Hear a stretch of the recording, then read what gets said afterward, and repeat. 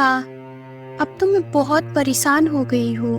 राजा को अपनी निशानेबाजी पर इतना ही घमंड है कि अपने शौक के लिए अक्सर मासूम पक्षियों की जान ले लिया करते हैं। वो मानते हैं कि दुनिया में उससे ऐसा तीरंदाज और कोई नहीं है। और तो और माँ, वो अपना तारीफ खुद ही अपना मुंह से करना पसंद करते हैं। अपने इस शौक की वजह से वो राजपाट के कार्यों को भी ठीक से नहीं देखते। सारा राजपाट मंत्रियों और वाजिर के सहारे ही चल रहा है। अब तुम ही बताओ माँ, मैं क्या करूँ? तो फिक्र मत कर बेटी, मैं इस मुसीबत से तुझे निकाल लूंगी। बस तू ठीक वैसे ही करना जैसे कि मैं तुझे समझाती हूँ।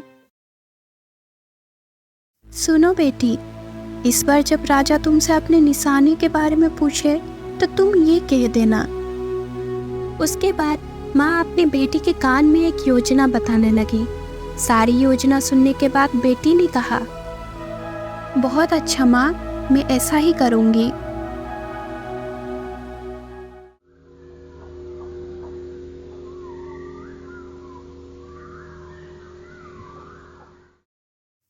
अगले शाम को जब राजा ने अपने तीरंदाजी के बारे में रानी से पूछा, कहो सुंदरी, हम जैसा निशानेबाज है क्या इस पूरी दुनिया में? अगर आपको बुरा ना लगे तो मैं अपने दिल की बात कहूँ। हाँ हाँ कहो रानी, तुम क्या कहना चाहती हो?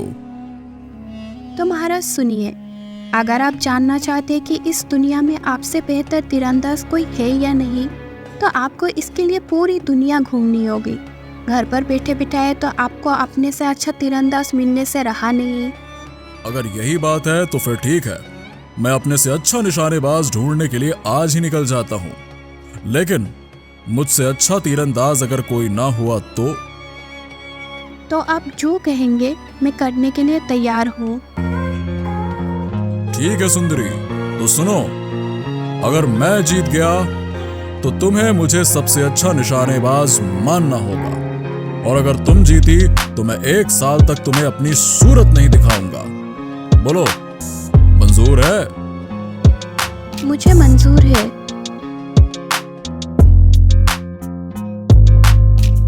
और इस प्रकार राजा अपने से अच्छे तीरंदाज की खोज में निकल पड़ा। वो 1 सप्ताह तक यूं ही भटकता रहा। आखिर एक दिन उसे एक आदमी दिखाई दिया जिसके हाथ में धनुष बाण था। उसे देखते ही राजा ने सोचा, अरे वो कौन खड़ा है?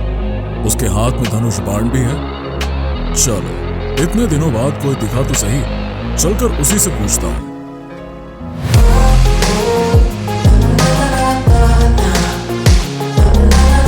तो भाई, तीर कमान हाथ में लिए हो, तुम क्या किसी शिकार की तलाश कर रहे हो क्या?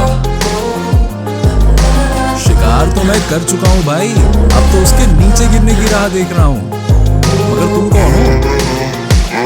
मैं बुद्धराज हूँ और अपने से बड़े किसी निशानेबाज की तलाश में निकला हूँ। लेकिन तुमने नहीं बताया कि तुम हो कौन और शिकार के गिरने से तुम्हारा क्या मतलब है? सुनो मित्र, मेरा नाम धनुष राज है। शिकार गिरने में तो अभी काफी समय पड़ा है।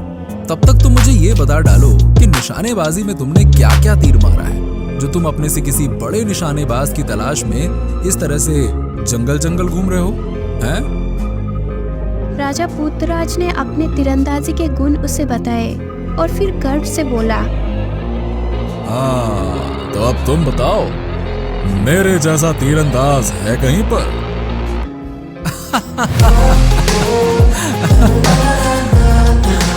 तुम हंसते क्यों भाई?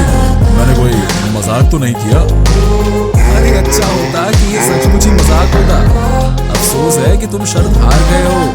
अब तुम्हें 1 वर्ष तक अपनी पत्नी और घर से दूर रहना होगा। अभी वो दोनों बातें कर ही रहे थे कि तभी जमीन पर एक पक्षी आकर गिरा, जो कि घायल था और उसके शरीर पर एक बाण लगा हुआ था। उसे देखते ही धनुष राज ने कहा, आ गया मेरा शिकार, ये देखो। राजा पुत्रराज यह सब देखकर बहुत ही हैरान था। वो मन ही मन सोचने लगा, ये मैं क्या देख रहा हूँ? ना तो इसने मेरे सामने शिकार किया और ना ही कोई तीर चलाया। फिर तीर से घायल ये पक्षी यहाँ पर कैसे आकर गिर पड़ा? ये सब क्या करिश्मा है भाई? मेरी तो कुछ भी समझ में नहीं आ रहा है। कैसे हुआ ये? मेरा नाम धनुषराज यूं ही नहीं है, जानते हो? इस पक्षी को मैंने 30,000 फुट की ऊंचाई पर यहाँ से 1 मील दूर से तीर मारा था। मुझे इसके गिरने के स्थान का पूरा अनुमान था, जो कि बिल्कुल सही निकला। अगर तुम्हें मेरी बात का यकीन ना हो तो पक्षी पर लगे हुए तीर से मेरे तरकश में रखे हुए तीर को मिलाकर देखो, तुम्हें यकीन हो जाएगा। राजा ने पक्षी पर लगा हुआ तीर निकाला और फिर धनुष राज के तरकश का एक तीर लिया और दोनों को मिलाकर देखा। दोनों तीर तो एक से ही हैं। इसका मतलब कि मैं शर्त हार गया और शर्त के मुताबिक अब मुझे 1 वर्ष तक अपनी पत्नी को अपना मुंह नहीं दिखाना है। फिर क्यों ना मैं धनुष राज के साथ ही रहूं। इसके साथ रहकर मैं धनुर्विद्या में और भी माहिर हो जाऊंगा। भाई, मैं मान गया तुम्हें। तुम सचमुच में ही मुझसे 1000 गुना अच्छे तीरंदाज हो। मैं चाहता हूं कि तुम मुझे अपना शिष्य बना लो और इस प्रकार मैं 1 वर्ष तक तुम्हारे साथ ही रहूंगा। वाह, मुझे भी तुम जैसे किसी व्यक्ति की तलाश थी। शिष्य तो नहीं, बल्कि मैं तुम्हें अपना मित्र बनाकर अपने साथ रख सकता हूँ। मुझे मंजूर है। तो फिर चलो, मैं तो दुनिया देखने के लिए निकला ही था। अब तुम्हारा साथ पाकर समय आसानी से गुजर जाएगा।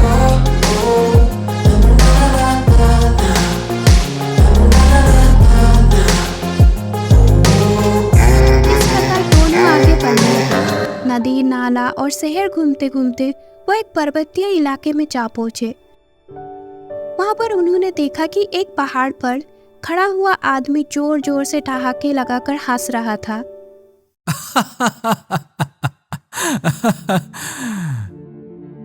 ये देखो, ये पर्वत पर आदमी कौन खड़ा है और इस प्रकार से वो हंस रहा है? अवश्य ही वहां कोई तमाशा हो रहा होगा। चलो, चलकर हम भी देखते हैं। आ जाओ। परंतु जब वो दोनों उस आदमी के पास पहुंचे तो वहां पर कोई तमाशा नहीं हो रहा था। सुनो मित्र, इस प्रकार से हंस क्यों रहे हो? अरे, मुझे तो ये कोई पागल लगता है। क्या कहा? पागल? मैं तुम्हें पागल नजर आता हूँ? क्षमा करना मित्र, हमसे गलत फहमी हो गई थी। दरअसल बात यह है कि हम तुम्हें बिना कारण के ही हंसता देखकर सोच में पड़ गए थे। ओह, मगर मैं बिना कारण के कभी नहीं हंसता। जानना चाहते हो कि मैं क्यों हंस रहा था? तो सुनो, मेरा नाम गिदरास है और मैं 40,000 मील दूर तक देख सकता हूँ। यहाँ से 15,000 मील दूर एक बाजीगर तमाशा दिखा रहा था। बस उसी तमाशे को देखकर मैं लोटपोट हुआ जा रहा था, लेकिन तुम दोनों ने सारा मजा किरकिरा कर दिया। ओह, इस बात के लिए हमें माफ कर देना। लेकिन ये बताओ कि तुम्हारा इस दुनिया में कौन कौन है? कोई नहीं है, मैं बिल्कुल अकेला ही हूँ। तब दोनों ने अपनी अपनी योग्यताएं गीतराज को बताई, जिसे सुनकर वो अत्यंत प्रसन्न हुआ। वाह, तुम्हारे जैसे दोस्त पाकर मैं धन्य हो गया। तो फिर चलो, हम तीनों एक साथ इस दुनिया की सैर करेंगे। उसके बाद वो तीनों अपने अपने घोड़े पर सवार होकर आगे बढ़ चले। तीनों मित्र देश विदेश की यात्रा करते हुए आगे बढ़ते जा रहे थे और एक दिन वो एक भयानक जंगल में पहुंचे, जहां पर राजा की दृष्टि एक आदमी पर पड़ी। उसे देखकर राजा सोचने लगा, इस भयानक जंगल में ये अकेला आदमी यहाँ पर क्या कर रहा है?